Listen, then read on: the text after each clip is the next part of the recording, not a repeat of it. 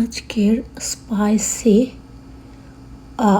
ঝাল বিফ কারি গরুর মাংস রান্না requested by my dear lovely সুনিতার সিস্টার, তোমার জন্য। বাকি সবাইও দেখবে, রেসিপিটা ফলো করলে হয়তো চমৎকার এবং লোভনীয় একটা মাংস রেসিপি পেয়ে যাবে। আমি শুরুটা করছি মশলা দিয়ে, কারণ আমাদের সুনিতা সিস্টার আমাকে বলেছে, কি আপু তুমি একটু গরুর মাংস স্পাইসি রান্না আমার সাথে শেয়ার করো। তারা ছিল সবার সাথে শেয়ার করছি। শুরুতে মশলাগুলো ব্লেন্ড করে না, পেস্ট করে নিয়েছি, সেগুলো শেয়ার করে দিচ্ছি। এখানে যা যা আছে তোমরা শুনে নিবে, আর 2টা মশলা আমি নামানোর আগ মুহূর্তে দেবো, সেটাও দেখে নিবে। এখানে আছে স্পাইসি রেড চিলি, অর্থাৎ ঝাল মরিচ লাল, আর আছে টার্মেরিক অর্থাৎ হলুদ গুঁড়ো, তারপরে আছে করিয়েন্ডার সিডস মানে ধনের গুঁড়ো, তারপরে আছে 5 রকম মেশানো মশলা, মাংসের জন্য যেটা স্পেশাল আমি মেক করি সেটা, তারপরে আছে লবণ, তারপরে আছে গার্লিক রসুন, salt, 5 item meat curry powder. I make this powder, and that's it. আমি এগুলো মেল্ট করে নিয়েছি। তারপর দেখবে গরম মশলা কীভাবে রান্না করি। আর রান্নার প্রায় নামানোর কিছু আগে যেটা করব সেটা হলো, তখন আমি 2টা মশলা দিব, যেগুলো তোমরাও দাও, কিন্তু জেনে নিবে কী মশলা 2টা আমি লাস্ট দিব। আর সুনিতা দিয়ে আজকের রেসিপি তোমার জন্য। এবার দিব আমি আন্দাজ মতো পেঁয়াজ, অনিয়ন,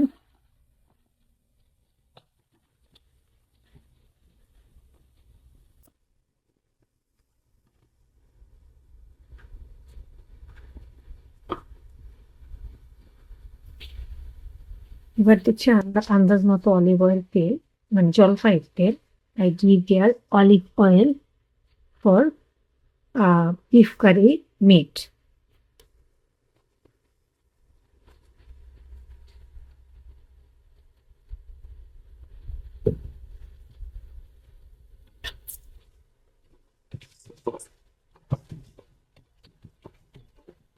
এগুলো আমি নেড়ে ফেলে ব্রাউন কালার করে নিব। এটা সাদা পেঁয়াজ তো সহজে ব্রাউন কালার ধারণ করে না। তারপরে এখন আমি যেটা করবো, যা হচ্ছে না, এখন আমি মেল করা মশলাগুলো দিয়ে দিব। I give your every made curry মশলা।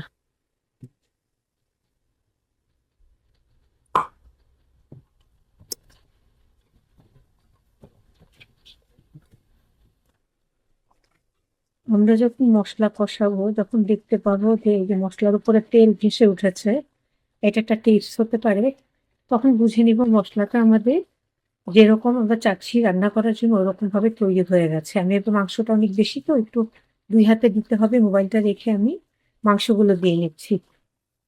মাংসগুলো দিয়ে দিলাম, এবার নেড়ে চেড়ে মিক্সড করে ঢাকনি অ্যাড করে দিব।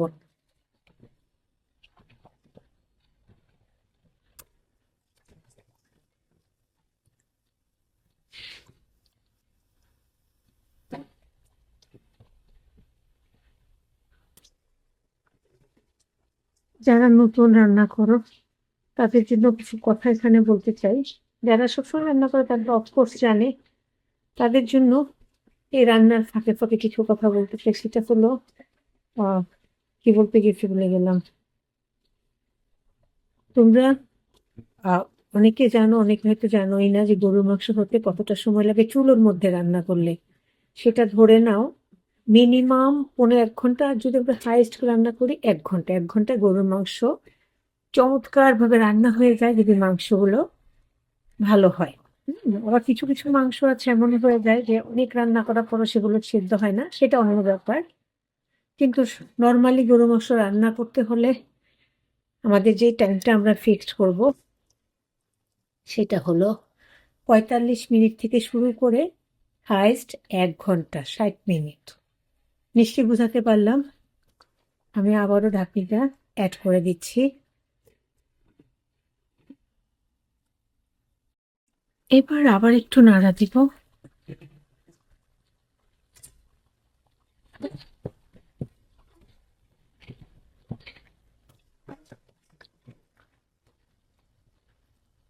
আজকে আর আলু দিচ্ছি না, I mean potato. I don't use this meat. এই মাংসতে আমি আলু ব্যবহার করছি না। Without cook this beef meat, ওকে?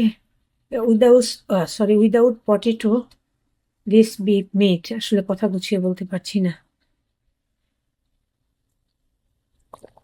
এবার যে বললাম শেষের দিকে 2টা মশলা দেবো, যেগুলো তোমরাও দাও, তোমরা কখন দাও আমি জানি না, আমি শেষের দিকে দিচ্ছি। কিউমিন পাউডার, সবকিছু ঘরে করা কিন্তু। এটা হলো জিরের গুঁড়ো, বিগ টিস্পুনের হাফ স্পুন থেকেও কম দিয়ে দিলাম। দিয়ে আমি একটু নেড়ে চেড়ে দিচ্ছি।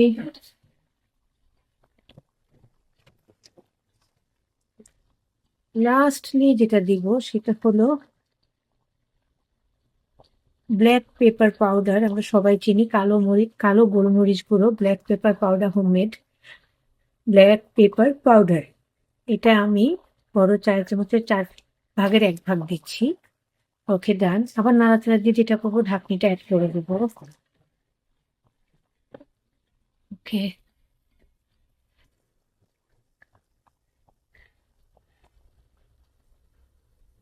তোমরা দেখতে পেয়েছো একদম সব মশলা দিয়ে ফেলেছি। তারপরে ফিনিশিংটা তোমাদের সাথে শেয়ার করব। স্পেশালি সুনিতা সিস্টার, তারপরে প্রিয় ভাই ও বোনেরা, আর এখানে যে কথা বলে নিয়ে জরুরি সেটা হলো, আমি এখানে মাংসের মধ্যে 1 ফোঁটা ঝোলও দেইনি। তোমরা দেখেছিলে মশলার সাথে আমি আলাদা করে একটু ঝোল দিয়েছিলাম। সেই ঝোলটা কষিয়ে নিয়ে তোমাদের সাথে শো করেছিলাম। সেই কষানো ঝোলটার মধ্যেই মাংসটা ছেড়ে দিয়ে কষাতে কষাতে এই পানিটা উঠেছে। আমি এখানে কোনো ঝোল ব্যবহার করিনি। এই পর্যন্ত দান পারলাম এই জন্য যে মাংসটা অলমোস্ট মানে কুক হয়ে গেছে। তারপরে আমি যেটা করবো, বাটিতে বেড়ে একটু শো করবো যে রান্নাটা আসলে কেমন হলো। আরো কিছুক্ষণ চুলায় থাকবে, তখন কালারটা আরো অনেক সুন্দর হবে। এখন কেউ খাওয়ার নেই, তবু বাটিতে একটু বেড়ে শো করছি, কারণ এটা দেখার সৌন্দর্য।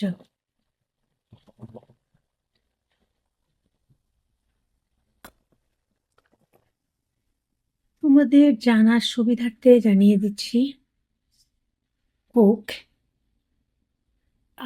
Beef cook is done. But আমি যেটা করব সেটা হলো, আমি তারপরও কিছুক্ষণ চুলোতে ডিম করে রেখে দিব। তাহলে যেটা হবে, মাংসটা একেবারে সফট হয়ে যাবে। এগুলো আসলে যাদের জানা নেই তারা জেনে নিতে পারো। সফট হয়ে যাবে, কালারটা আরো বেশি চমৎকার হবে। খেতে মাউথ ওয়াটারিং, আই মিন জিভে জল আসা একটা গরুর মাংস হবে। সুনিতা আপু, তোমার জন্য এই চেষ্টাটা করলাম। তোমার ভালো লাগলে, সবার ভালো লাগলে, তাহলে আমার এই চেষ্টাটা সার্থক হবে। রেসিপিটা কেমন হলো? পারফেক্ট বিফ স্পাইসি ঝাল কারি রেসিপি পারফেক্ট হলো কিনা কষ্ট করে কমেন্ট করে জানাতে ভুলবে না, ওকে?